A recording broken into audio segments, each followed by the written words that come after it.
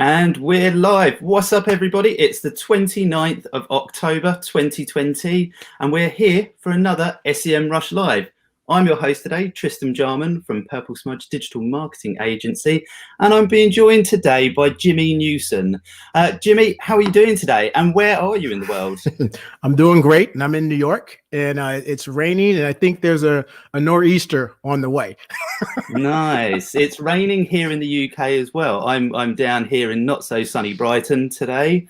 And so just before we jump in and find out more about what we're all here to learn today, I'd just like to put it to the audience. Where are you all today? Because I do love to see how much of a worldwide audience we've got. We've got Houston. I hope your weather's slightly better than what we're experiencing. What else we've got? We've got British Columbia, Israel, Nashville, Toronto. I mean, this is definitely another worldwide community that has joined us here today for this webinar. So Jimmy, just as I like to always intro everybody with a few fun facts before we jump in and get any further. And just a bit of background on Jimmy. Jimmy loves to cook, being extra nice, which I've got to say, the older I get, I find that's less of a thing that people are doing, being nice. So I commend you for telling me that. Taking long drives, and you like to relax in quiet places and doing nothing when on vacation, which similarly to myself, I love surfing, my VW camper van and my dog, along with my girlfriend. But I love being in quiet places, you know, driving to secluded places in the countryside and just getting away from it all. So it sounds like we've got quite a bit in common. But that's enough about me rabbiting. Jimmy, please introduce yourself to the audience and let us know what we're doing and why we're here today. I'm super excited. Jimmy, over to you. Sure. Thanks a lot, Tristam. Yeah, I don't like to do anything on vacation. It's like people go on vacation and then they pack it with stuff to do. And it's like, I got enough stuff to do. Let's not do that. First of all, I want to say hello to everybody in the chat. Someone said I had a nice background. I appreciate that. I see people from all over the world. I see someone from Indiana. I actually grew up in Indiana. So big shout out to Indy.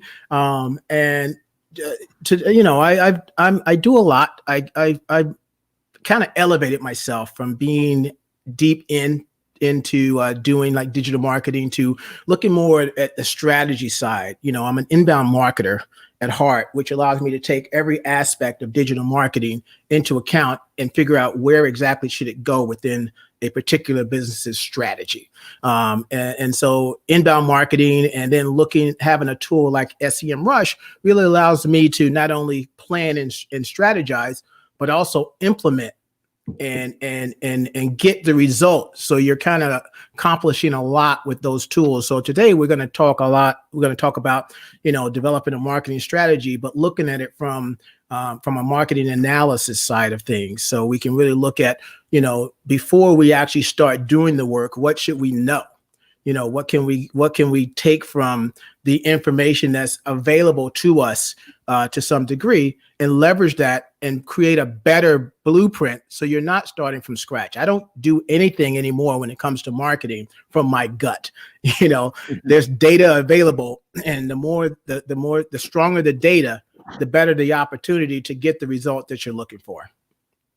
That's a fantastic intro. And we've discussed this presentation on and off for the past week or so. So I've already had a sneak peek, and I am really excited to see you present this and see what everyone takes from it. It's really knowledge packed. And everyone who's watching at the moment live, please pop your questions when you have them into the chat box, and I will get those through to Jimmy as quick as possible and as appropriately as possible without cutting him off too many times.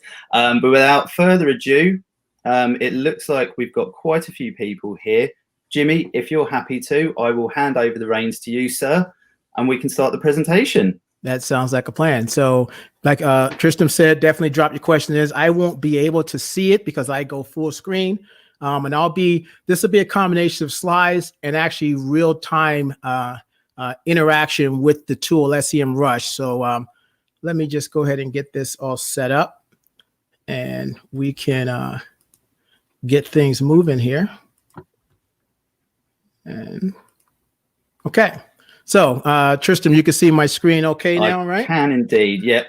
Beautiful. Perfect. All right. So, ladies and gentlemen, let's get the show started, shall we?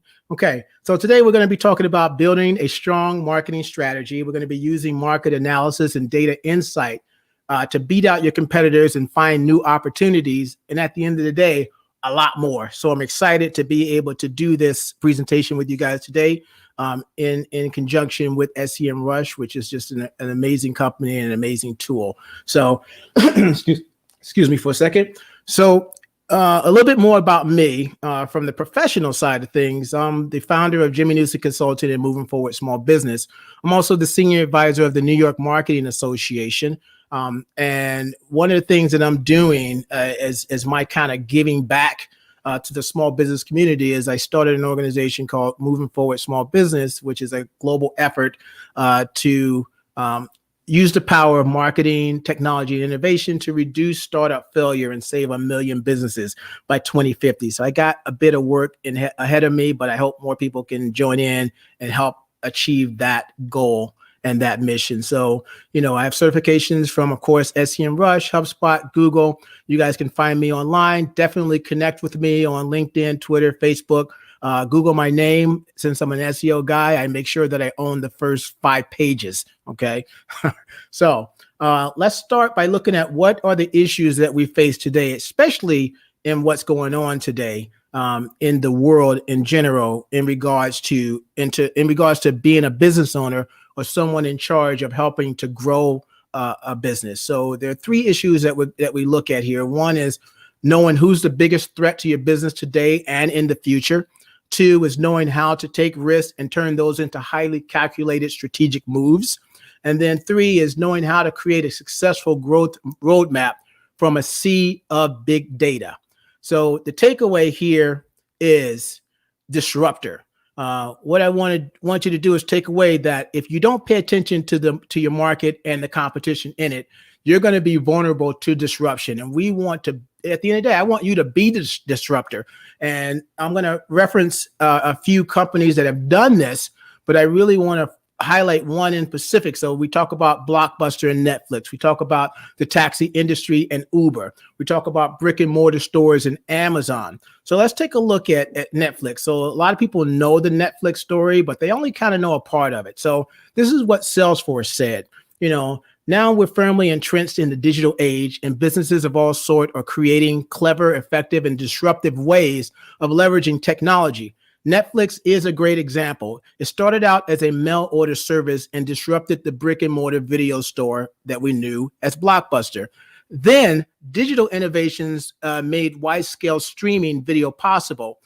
So today, Netflix takes on traditional broadcast and television networks, production studios, and all at the same time by offering a growing library of on-demand content at an ultra-competitive price. So what this means is they didn't just stop at trying to take over Blockbuster.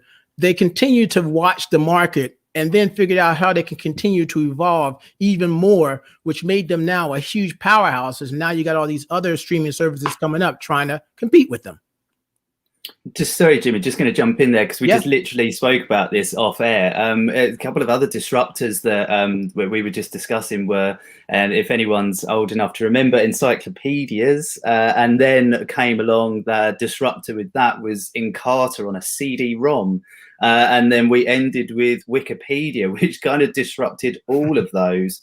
And then should have fact checked this before we went live, but I think another company that kind of did themselves a disservice was Kodak, because I think they were one of the originators with digital cameras. And if they'd have kind of had a bit more foresight or looked at, planned their marketing strategy and the future a little bit better, they may still be a sort of fully fledged money-making company, but they kind of shot themselves in the foot. I think they hid the digital camera away, and then everyone else came out with them, and yeah. Yeah, and I haven't said the word Kodak in many moons. Yeah, exactly. Sad time. But I think they're just interesting examples of, getting your marketing, looking at the competition, looking at your space, and just making sure, you've got correct plans in place I just see David in the chat saying he loved Encarta. So it's not just me that remembers that. Anyway, apologies, Jimmy. I'll throw it back to you. It's all good. And I'm just sad to say that, yes, I know all those brands. So I'm pretty old. So at the end of the day, is there a crystal ball that could help us make these decisions? Well, there isn't a crystal ball, but there is a crystal ball-like structure, and we call that big data. And so leveraging the big data is not just for big enterprise organizations. Small organizations can use this. And when I say small organizations, you may go, look, well, I only have 50 visits a month to my website. I only have this, I only have that. Big data can be used for you because it can give you the blueprints of what's possible. So it's not necessarily what may be happening to you now as a business, but it gives you the ability to be optimistic about the future of the growth of your business. And so we're going to really look into that.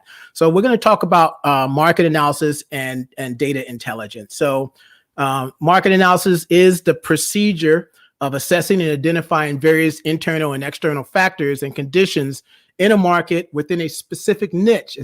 Essentially, the key insights that are gained from market analysis are related to evaluating the market size, pinpointing growth trends, defining and learning about the target audience, getting an in-depth look at the competitive landscape, and then, of course, which I think is the first step, is identifying your business goals. Okay. So why do market analysis? So I think that's the thing that we want to be able to answer so we can understand why we should be doing it in the first place. So you want to do it so you can uncover what products and services are already popular within your target market. There's nothing worse than going into market with a product that has or service that has no demand. At the end of the day, you just spent a lot of time, money, resources, and energy, and now you're trying to figure out a way to push a product on people who don't want the product.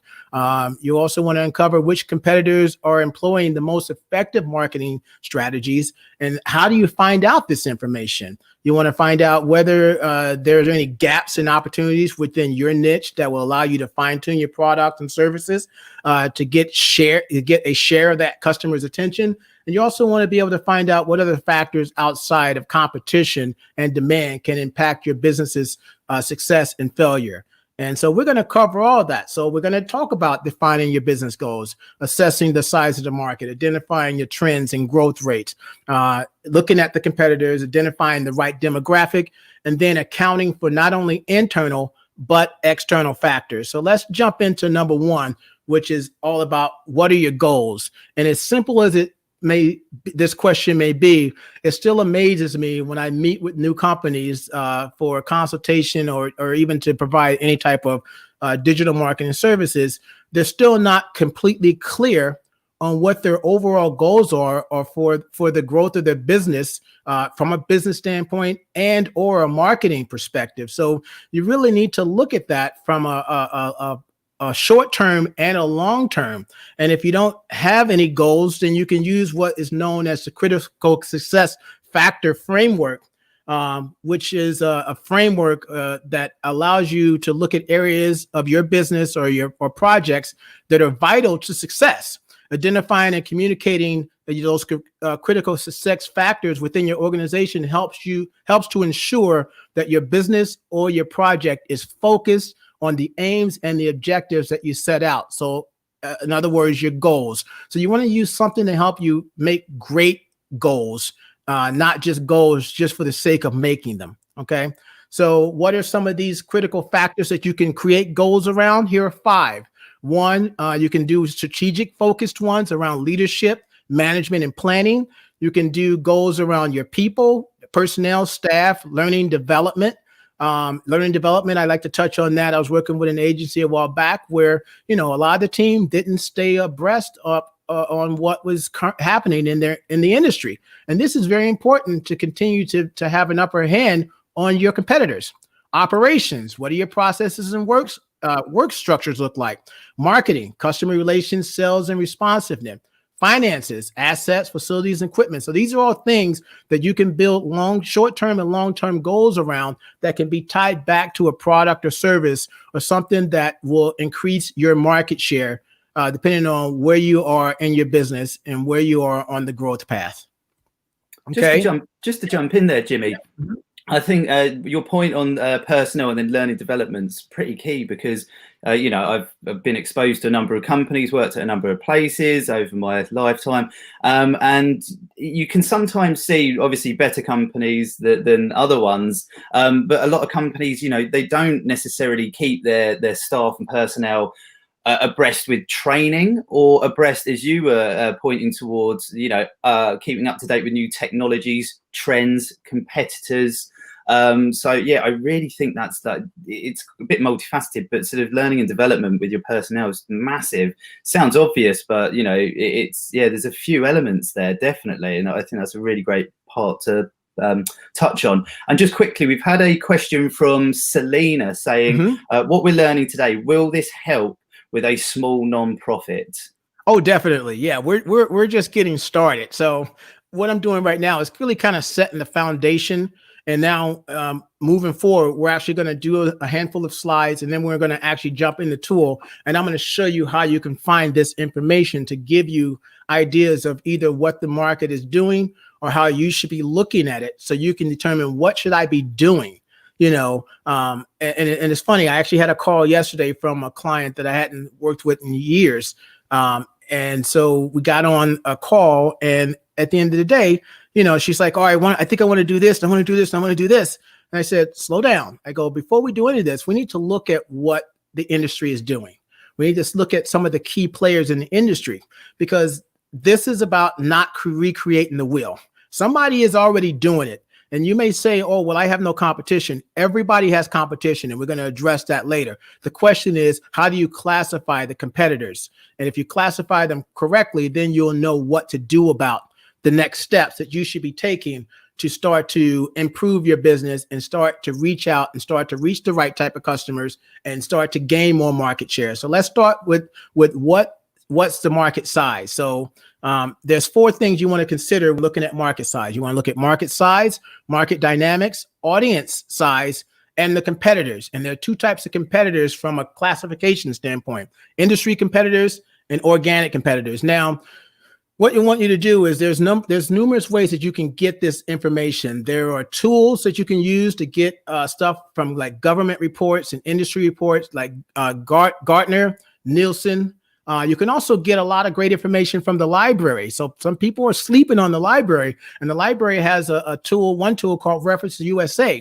And you can get massive amounts of data about your competitors' companies from their employees, from their locations, their products and services, even their revenue, if it's a publicly traded company. So you can get all this information. But for what we're going to do today, we're going to focus primarily on using SEMrush, and we're going to be using 2 specific tools inside of SEMrush. One is the Market Explorer, and the other one is the Traffic Analytics tool. So let's talk about looking at market size and market dynamics. So like I said, I'm going to show screens. I'm going to show some screens first, and then we're going to go into the tool. So let's break down what we have here. We have a purple line and we have a yellow line. So this is about the total traffic trends. We want to see what the entire market looks like.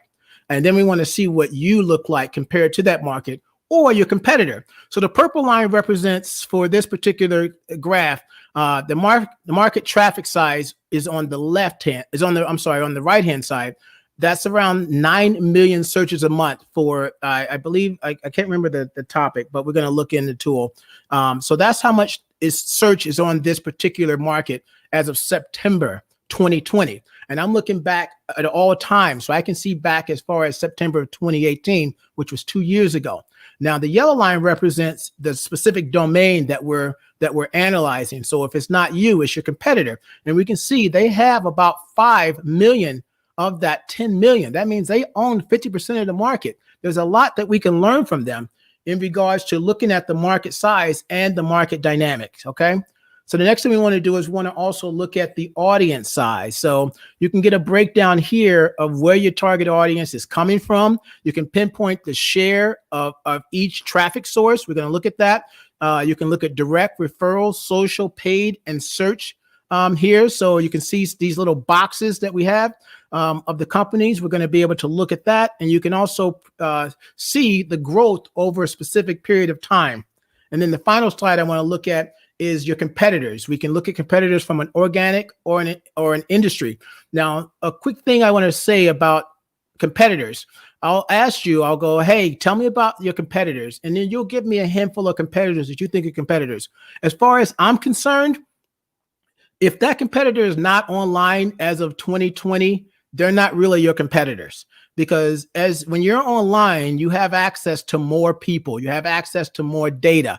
And so if you don't know that, you can put your domain or the domain of your competitor in here, and they'll start to pull in people that are more online to be a competitor with you or a future competitor if you don't have enough juice.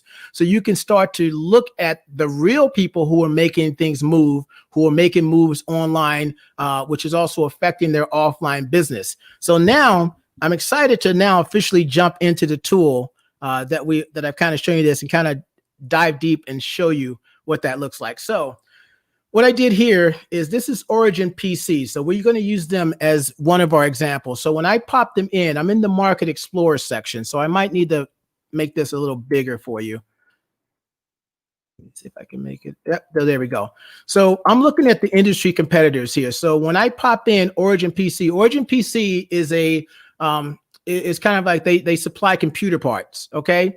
And then when I pop them in, immediately the tool gives me this quadrant here.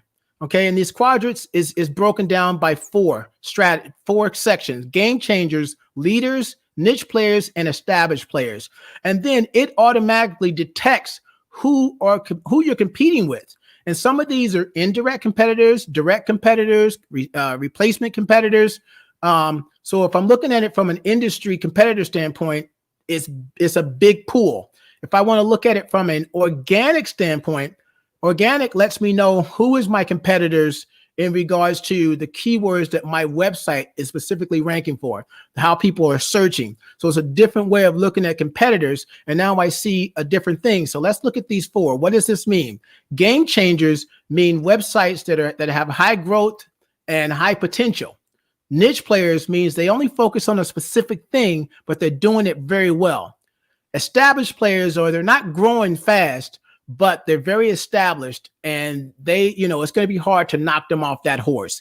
And leaders they're growing and they're established players. So this is how you can kind of see who are my players. So if you even scroll over them a little bit, you can see the growth over a specific period of time for Origin PC. I can see that they, in the last, between March and September, they grew by 23%. And their traffic volume is around 800,000 hits a month. So this is great information. So if we scroll down a little bit more and we look at that total traffic, we can see, the purple represents the industry moving up and down. Okay. Now there was a very big spike in April of 2020.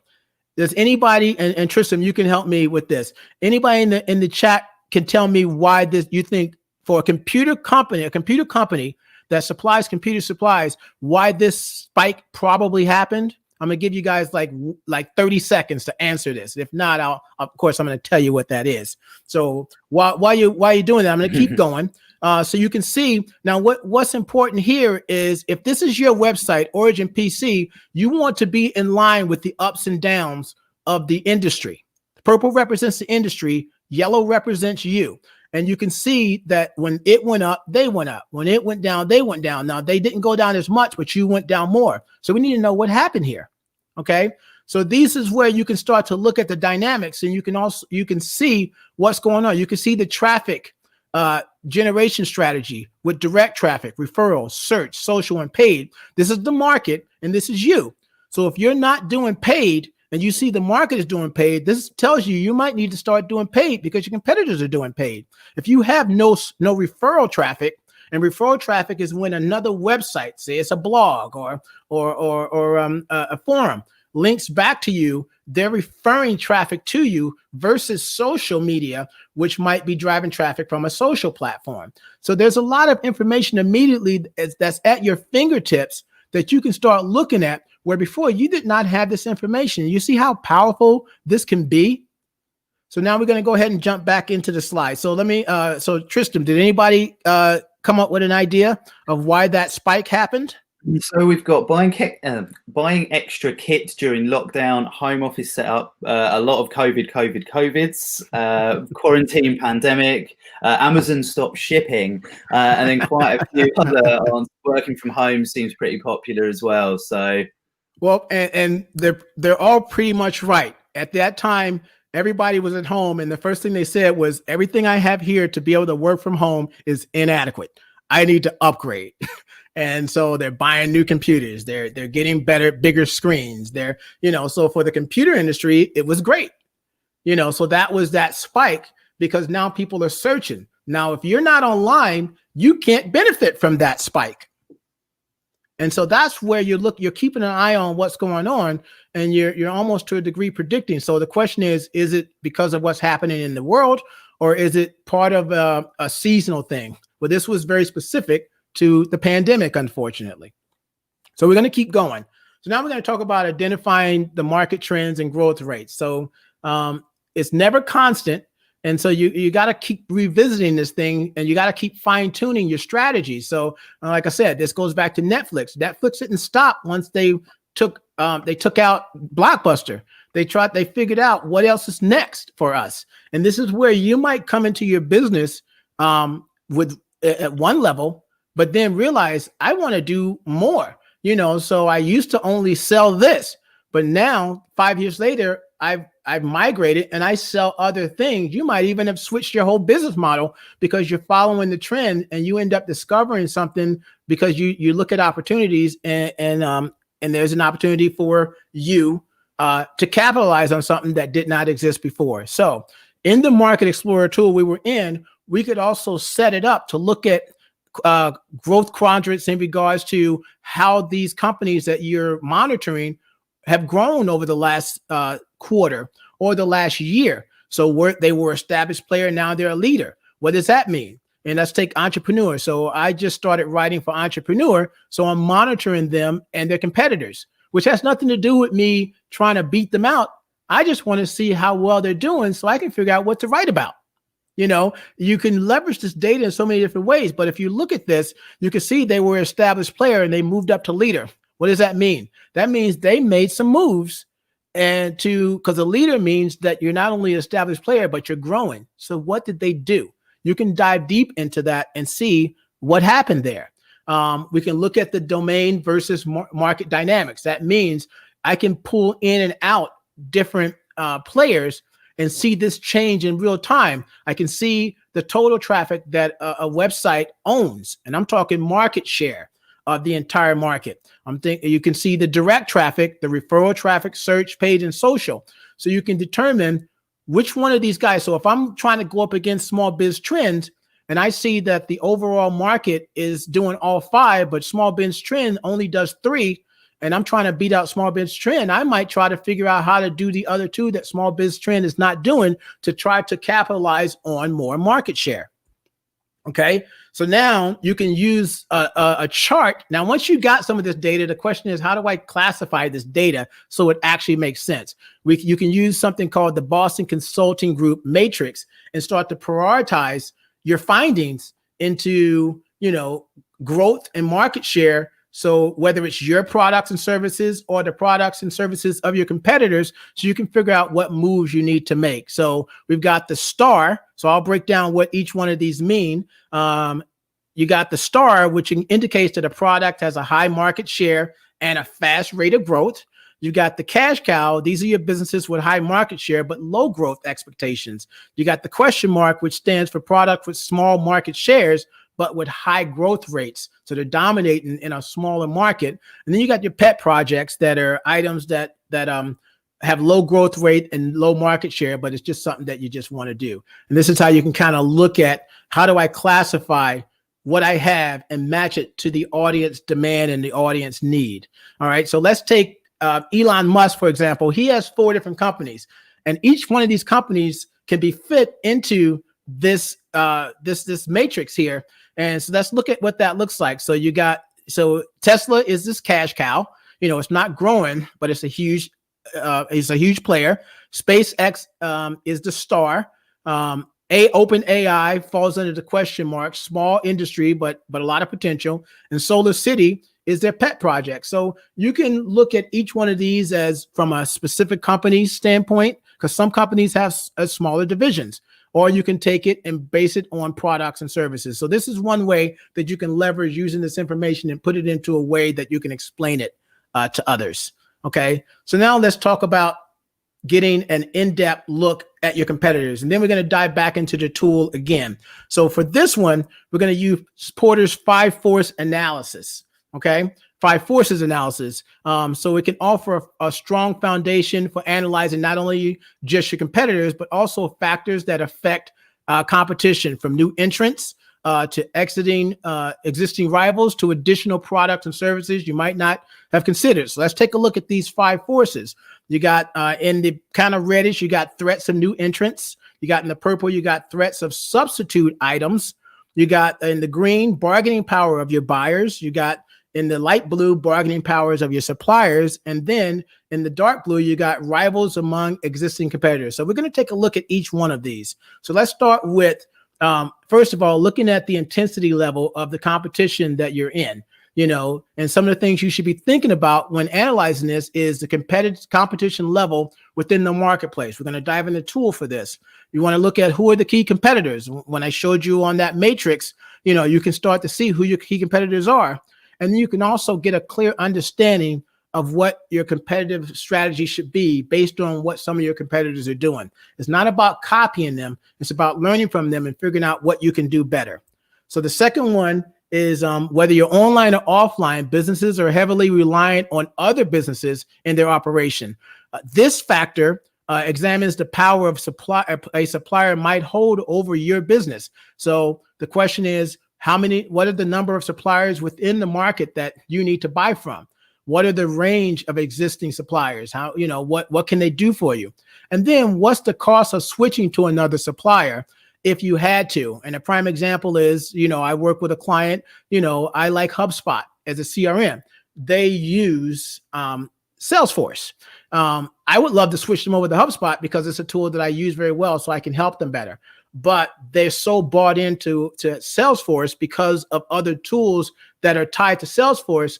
It's not as easy for them to want to jump ship and go to my tool because I like it. So we have to take that in effect that maybe that's not going to happen for a while because the cost of switching over is too high right now.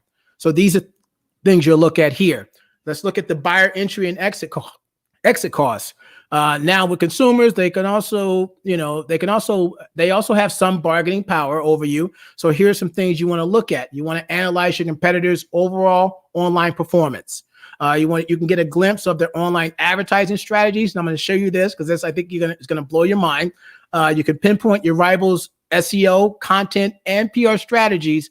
And you can also reveal their activities across social media. Imagine being able to get access to all of that information on a competitor without ever having to go see that competitor or, with a tool. That's what a tool like SEMrush can do. And that's why it's so powerful to be able to really not only give you an overview of what is possible, but it can also give you a blueprint on what you should be doing next. Okay, looking at the threat of substitute products, and we're going to dive deep into this in a little bit when we look at the 5 types of competitors. So on top of keeping an eye on your competition and their marketing strategies, you should also be aware of the fact that you might be competing with substitute products. And this is when I talk about when someone creates something new that doesn't exist, and they go, I don't have competitors. You still have competitors. It's just you just don't have competitors in that space. If someone can still give you money or give someone else money for a similar experience, even though the product's different, that's still a competitor. Okay, so that's what you want to keep in mind. And then finally, access to the market for new entrants. What is the difficulty level of a new brand coming in, a disruptor coming into your market? Is it low? Is it medium? Is it high? You're talking about aerospace. Well, new players ain't going to come into that. But if you're talking about a pizza shop, somebody could easily come in and steal some of your thunder. So let's go ahead and go back into the SEMrush tool. I'm going to back out a little bit. And so let's look at Origin PC, but now let's look at it from a traffic standpoint. I want to analyze the traffic source. So let's see what this actually looks like in real time.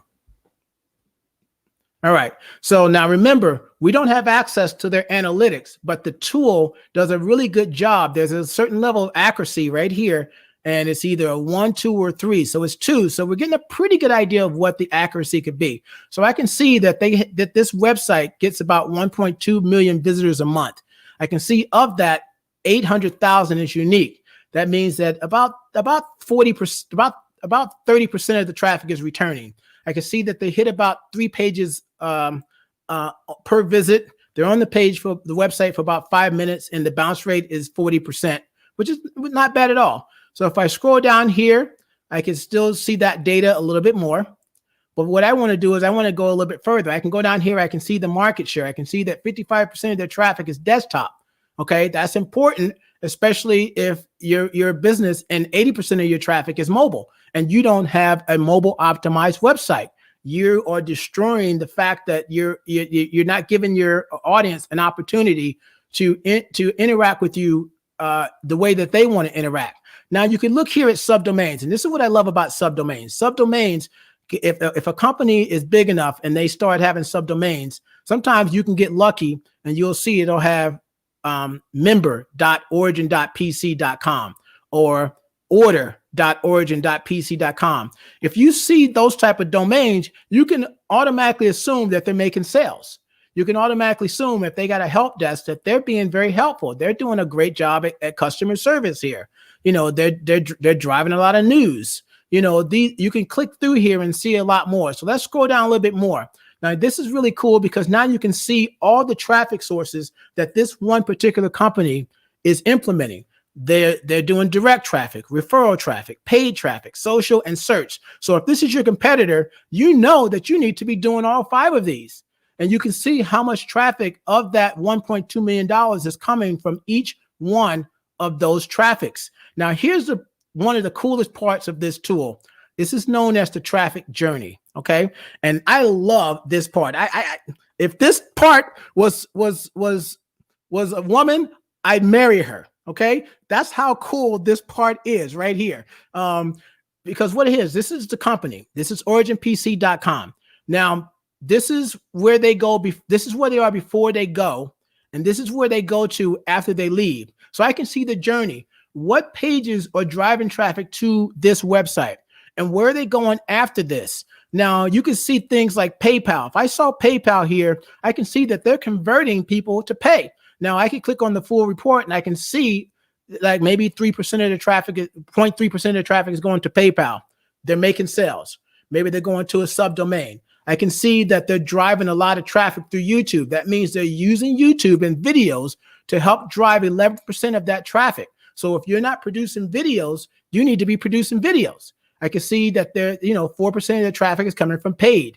I can see, 40% of the traffic is direct. And this is great because direct traffic means one of 2 things. It means either that there's brand loyalty or they're going back to make a purchase. Those are the 2 things that really come into play when the traffic is direct.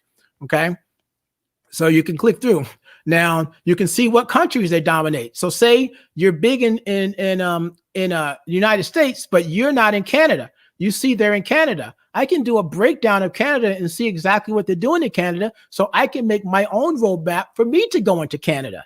And then at the bottom here, you can see some information specifically about this particular company. Okay, so you can see where they're located, how many employees they have. And this is pulled from Crunchbase. So if you have a subscription to Crunchbase, you might be able to get rid of it. You didn't hear that from me, Crunchbase. Sorry about that. But there's some great integrations. Now, here's the cool thing. Let's say I want to benchmark this against some competitors. So let's throw a few competitors in here. So I know some other competitors is Digital Storm, this company that I can't pronounce. Let's see another one, this one, and I'm going to do one more. Let's see. Let's go with, let's go back up here. Main Gear. All right. So now I'm going to compare all 5 of these. Now check this out. Now I can see across 5. So say you're one of these and I can see what these other guys are doing. So say I am NIDAX and I only have 400,000 searches, visitors versus these guys. But the difference is I've got 284,000 uniques out of the 437 total. My return rate is better than these two. So something is even though I have a smaller audience, this is telling me that there's something sticky about my site. You can also see that the duration is higher than Origin PC. But you can see that bounce rate is a little bit higher. Let's scroll down. We can see across the board how they're doing in regards to overall traffic. You can go down a little bit further. You can see their traffic sources: direct, referral, paid, social, and search. Seems like everybody's kind of doing a little bit of each. Now you can also see them compared side by side on the traffic journey. So you can see where they're going before and after in the traffic. You can scroll down a little bit more, see what countries they're in. So you can see that Origin PC is in all of these countries. You can see Digital Storm is only in 2. You can see Nidex is in all of them. They have a smaller percentage. And then you can scroll down here and you can see a little bit more information about this. So this just gives you so much incredible data. Now, this is how do you use this? You use this one of two ways. One, say I'm not big enough. I don't have enough traffic. So you use your competitors to kind of create a blueprint of where you should go. If you happen to be one of these companies, now you use this data to figure out how do you improve your standings and increase your market share. Okay, so now let's go ahead and jump back into the presentation. Is there any questions, Tristam, while we're going through this? I know I talk pretty fast. We've got a question from Catherine. I was trying to see when to put this in nicely. How would you create a marketing strategy in a market that just values low prices and company strategies are based on a price war? I think this probably encompasses quite a few companies. Yeah, and actually I had this conversation with the same new client yesterday, where she has some very high-end products, but a lot of her competitors have low-end products. You got to see if there's got to be some players in your field that are more on the lines of your pricing. So you got to find out who they are. So you got to dig a little deeper. And at the same time, I suggested to her is you have to, on your website, whether it's on the homepage or pages that you're driving traffic to, you really have to plead your case on why you are at this point a high level supplier of something, and why people should want to spend more, because people do want to spend more when the quality is there and they know they may not have to replace it in a year. There's nothing worse than buying something you got to replace it in a year versus buying something from me and you don't have to replace it for 5 years. Yeah, definitely. So there's a lot of things that you'll look at, and this is where you come outside of the tool to do other types of market research, to go, I need to find the answer to these additional questions, because that's definitely more of a positioning thing, because your prices should be based on what of the value that you're bringing out there. So find other competitors that are doing that, but you want to keep an eye on why people choose the lower price product, and then plead your case on why they should probably consider spending more money, because they're going to get a better experience. I hope that answers the question. Yeah, let us know, Catherine, if that answered your question in the chat, please. Okay, so I'm going to keep going. And this is actually perfect for Karen, right? Was Karen was her name? This is actually Catherine. Catherine, I'm sorry. This is actually perfect, because the bonus, I'm going to do a bonus for you. And you might want to grab your pens and pencil, because I'm going to give you the 5 type of competitors to be looking out for, because this will give you an idea of how you would possibly address, at least look out for competitors based on even that question. So the 5 type of competitors, we have, first of all, the direct competitor. And these are the type of competitors that are aiming directly for your target customer and selling the same product or services. So we're going to use, for all 5 examples, a pizza restaurant. Okay. So that means that you're a pizza restaurant, and 2 doors down the street, if you live in Manhattan, there's another pizza restaurant.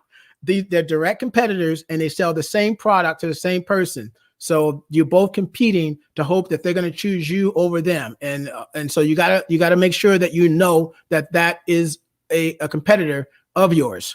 The second type of competitor is what we call a potential competitor. Okay, so a potential competitors are the ones, again, they sell the same product as you. They target the same customers, but they operate in a different market. So this could be your pizza shop in one town, and 3 towns over, there's another pizza shop. Or your pizza shop in one town, or your consultant in New York, and there's a consultant in Texas. or Europe or anywhere else, so they serve the same type of people, but they don't necessarily play in the same market. But if they get big enough, they could potentially invade your space. That's why we call them potential competitors. The next one is your indirect competitor. An indirect competitor is they service the same client, they service the same need, but they sell a slightly different product. So taking the same pizza company, an indirect competitor would be a burger shop. They don't sell pizza, they sell hamburgers. The need is, I'm hungry. The client is anybody that needs to eat, which is everybody, but the service or the product is either pizza or a hamburger. So that's your indirect competitor.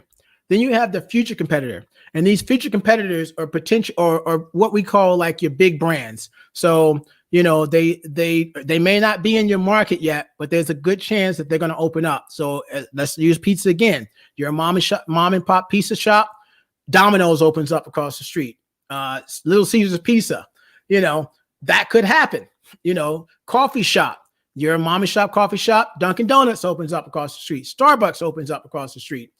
You're a local hardware store. Ace Hardware opens up across the street. Some other big brand comes in. Home Depot comes in and opens up across the street. You have to prepare for potential future competitors that could come in and disrupt your business. And then the final one is what we call the replacement competitor.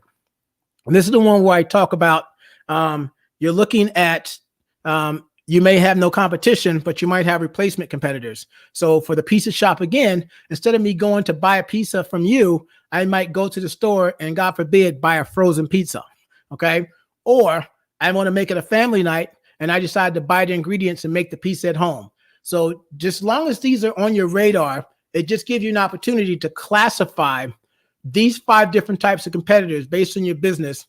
And this is where you start your research to kind of figure out who you should be looking at. So I would say find 3 competitors in each one of those 5. And let's go back through them again. The 5 are your direct competitor. I want 3 competitors. Potential competitors. I want 3 competitors. Indirect, 3 competitors. Future competitors, 3. And replacement. And so that's what I want you to look at in regards to looking at these type of competitors and classifying them properly so you can figure out, how do I do my research that's going to allow me to create a marketing strategy that's going to give me something to implement that at least keeps my eyes open for what is possible in the future. Okay. I'm going to move fast through this because I know we're starting to run out of time. So let's talk about identifying the right demographics. So if you're not using them, you should be using personas. And then once you create the personas, you're going to segment, you're going to do customer segmentation of those personas. And then you're going to assess the appeal, of those segments. So, really quick, you can look up all this stuff later. Here's SEMrush structure of a buyer persona, demographics, professional statics, psychographics, pain points, influences, and purchasing processes. Things to consider in regards to being able to personalize the information. You want to look at geography. So you're going to segment them based on country, city, urban, rural. You can segment them based on demographics, psychographics. These are some of them. Their behaviors for the buyer's journey stages, the brand loyalty traits, price. And this is where price sensitivity comes in place. You're going to have people who care about price. You're going to have people who don't care about price. They care more about quality. And then that's how you determine where do you place these 2 type of people in this matrix that I'm going to show you on the next page. Do they consume it through social media, newspapers, search engines, TVs? And what are the benefits? Do they like customer service? Do they like quality over quantity? And other expectations. So if you're able to do that, there's this thing called the Hooley's framework, where you can put in your best prospects. You can improve on existing prospects. That means you take your assets and you modify them to be to work for the best type of prospects, and then the ones that you should probably let go, because people spend too much time trying to please everybody. And when you're trying to please everybody, you please nobody. So pick your low-hanging fruit and use this matrix to kind of classify these personas and go after specific people that are easy sales, that will love your product and patronize your business over and over again. Okay. So the last part we're going to talk about is, what do we do with all this information now that we did all this research to start putting together a strategy? So how do we account for the internal and external things. So we're going to look at capitalizing on the advantages. We're going to look at eliminating your weaknesses. We're going to look at seizing market opportunities, and we're going to look at minimizing the impact of the threat of any threats. So we're talking about a SWOT analysis at this point. We're looking at the strengths, weaknesses, opportunities, and threats. You could take a screenshot of this here. This slide was created by WordStream, so I would give them credit for this. But I think they did a great job of telling you what you should be looking at when it comes to classifying your strengths, what you should be looking at when classifying your weaknesses, and so on. So let's look at strengths. Things that your company is doing well, qualities that separate you from your competitors, internal resources such as skills, knowledgeable staff. This goes back to training. Now you see why all this other stuff I talked about is integral. You might think it has nothing to do with marketing, and it has everything to do with marketing, your business, because if you're missing some of these pieces, you're missing very crucial parts that could help tell the full story to bring in the right type of customers in the first place to patronize your business. What tangible assets do you have? Intellectual properties, capital, looking at the weaknesses. So you should be able to see by benchmarking, what are you missing when it comes to weaknesses? Where are the opportunities that people are doing, and where are the threats that are happening that could come and knock at your door at any given moment? Looking at those competitors. So that's why I wanted to include all these things. So here is an example of a bakery shop. How would they classify the strengths, weaknesses, opportunities, and threats based on some of the stuff that they found out in doing their market research or market analysis? So the strengths are they have a unique taste, quality ingredients, and they have a friendly staff. Weaknesses is there's a low profit margin in it, no business website, and the competition has more offerings. So the weaknesses tell me that at some point I'm going to have to think about making more offerings, but I'm also going to think about, is there something I can create that has a bit of a higher profit margin so I don't have to work as hard, or I can get more profits by selling the same amount of stuff, but slightly better or different products. Opportunities is the market is booming. And so now you take that and look at what happened with the computer industry because everybody was working from home. All of a sudden there was a boom. Another good one, Tristam, is Zoom. Zoom was not a household name until recently because everybody was like, I need to get online. And so what happened to Zoom? It was great that they blew up, but then a lot of things their security issues became an issue because they didn't expect this type of boom. And so now you had big organizations going, we need to use it. You have schools, you have public organizations and this and that. And then some of them jumped ship because security was very huge. I work a lot with the public library system, and they switched off of it because of security issues. They lost a huge potential client, and this is where you have to look at opportunities, your weaknesses, and your threats. So threats is gluten-free. Droughts and negative reviews could hurt this company. What are your strengths, weaknesses, opportunities, and threats? Okay. So now if we look at that, what does this mean for you at the end of the day? It means you're going to have a happy team or you're going to have happy clients if you're providing this data. And even as a business owner that doesn't supply this data to clients, you can use this data to build strong partnerships. Because if you can look at a partner, every time I get an email from a company that talks about wanting to work with me, I immediately throw them inside of SEMrush. Why do I do that? Because I can find out a lot about them. I can figure out where they're weak at. So I can figure out two things. One, how can I help them? And two, where are my strengths? So I can put myself in a position that I can show them how well I want to build such a relationship with them that I become indispensable, even though I'm not even an employee of them, in regards to a partnership. You know what? That guy, Jimmy, brings so much value to us that even in a bad economy, we can't let him go.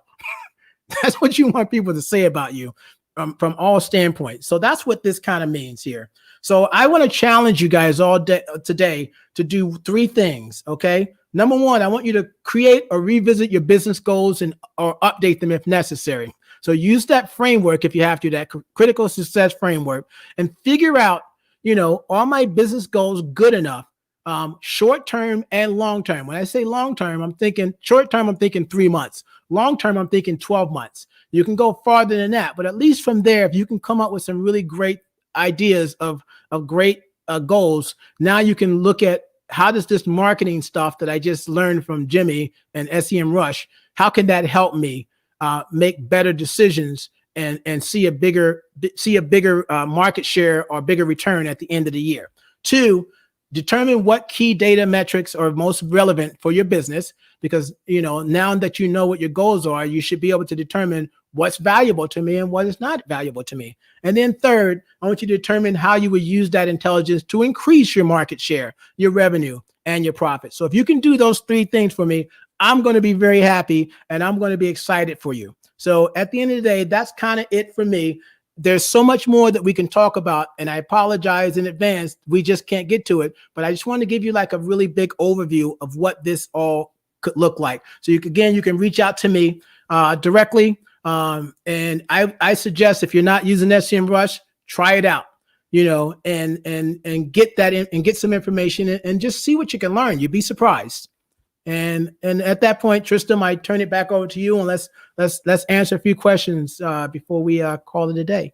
Awesome. Thank you very much, Jimmy. If you could stop sharing your screen, and then we can see your wonderful face again. Of course I can. On the big screen. Yeah, that was fascinating. And as I said before, we sort of blinked and the hour's kind of gone there. But to jump into a question which Ajith would really like to get answered, 5 best reasons to stay invested in digital marketing to grow your business. I'm just going to jump with a couple. Yeah. I think just seeing how this year has transformed business with COVID, multiple different ways, people staying in, companies changing. What is it, like Uber? Not so many. I saw somebody say about this recently. Uber were good to sort of launch Uber Eats because not so many people were using the Uber taxi service. I've seen a few companies, big ones, transform in that way. What is it, like Disney launched their sort of Netflix channel because that was quite well timed, because I assume not so many people would have been going to Disneyland. But just seeing how companies have had to change this year is just one of the main reasons why you should be investing in digital marketing and growing your business online, because I just see this as only increasing people's use of being online, especially during the pandemic. It's been some people's only lifeline to get certain things, goods, stuff like that. But Jimmy, sorry. Yeah, no problem. No, without a doubt. I love that. And 2, I mean, to me, I think the ultimate reason you should be invested in any type of digital marketing structures or strategies is because if you're not, you're invisible. You don't exist. That's it. Yeah, you don't want to get left behind, especially at the moment. Yeah, and it's not even and if you take it from a competitive point of view, I get calls daily now from people who have been on the fence for years about going digital. You're not the only one. So the competition is going up because everybody who's been on the fence is going, I don't have any customers. Yeah, I can't speak too much on certain businesses, but I've businesses I've worked with or come across, I just have seen have been hit so hard this year. And if they haven't got the right place being online, it's people, it's time to shine. Get yourself online. I'm just going to be cheeky and chuck in. I presented a webinar yesterday, which actually covers some of the elements you were talking about, Jimmy, where, in this world we're living in now, you need to be, mobile ready. And some of the other little tips you were showing, I actually discussed in a live site audit. So if anyone's interested, I'm just going to pop it in the chat there. Have a look. It's got how to check site speed and whether your site is mobile friendly. You might have heard Jimmy say, you need a mobile site. So some of that is covered in that webinar. But yeah, sorry, we've got another question here from Helen. This is really great data. Thanks. Can you recommend the best ways to put the data into context to get insights that can be shared with a leadership team? Yeah, and like I said, I mentioned like those different frameworks. The Boston Consulting Group framework. Just Google that. There was the what was the other one? The P. I have to look at my slide here. There was the look at the Porter's 5 forces analysis. framework that'll give you a good idea of how to classify some of this stuff. It takes a while to put all this together because there is so much data. At the end of the day, the objectives has to be aligned with whatever your business goals are, because if not, then they may not care as much. If it doesn't relate to, the business goals are always related to something revenue based. And so if you can show them the data that's going to help them with that, then they're going to pay attention to that. And then that'll even help you classify that data a little bit more. Awesome. We've answered as many questions as we could within the hour. We've hit the hour mark, Jimmy. So if you want to sign off, if you want to give any roundup points, whilst you're doing that, I will drop your social media links into the chat box. So if you just want to sign off with your top takeaway points whilst I give you a little promo in the chat box. Sure. Yeah. Like I said, my thing is this: there's no need to recreate the wheel. At the end of the day, you have to start looking at what is going on with the competitors. And if you can marry that with understanding what your goals are, then at least you have a starting point.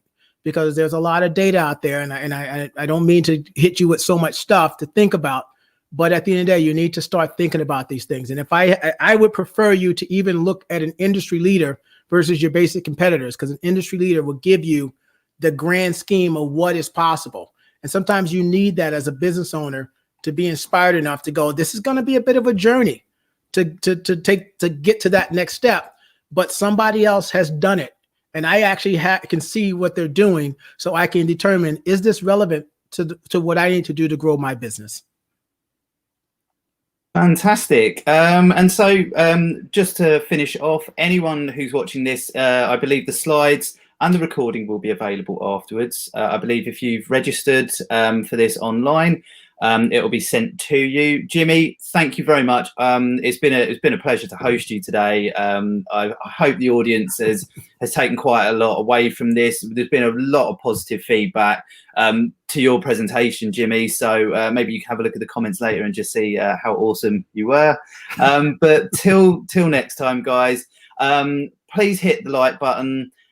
Subscribe to the channel, share this webinar with anyone that you might feel will find it useful. But until next time, thank you from me, thank you from Jimmy, and thank you SEM Rush. Bye for now, guys. Take care.